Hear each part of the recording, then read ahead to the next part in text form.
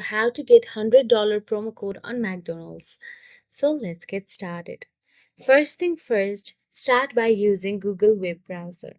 Now, start by searching for McDonald's promo code or McDonald's discount code on Google search address bar. Once you search for it, this will direct you to various coupon websites and promotional offers in your screen.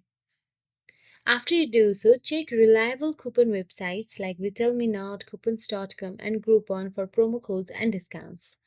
These sites often list current McDonald's deal. Now, once you find the reliable coupon website, simply tap on it.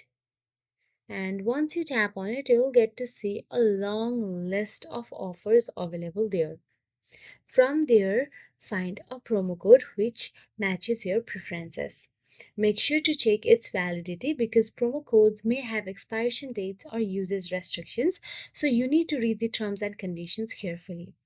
After you find the valid promo code, all you have to do is copy and paste it in the McDonald's checkout time. So that is it. If you found this video helpful, please like, share, and subscribe. And thank you so much for watching.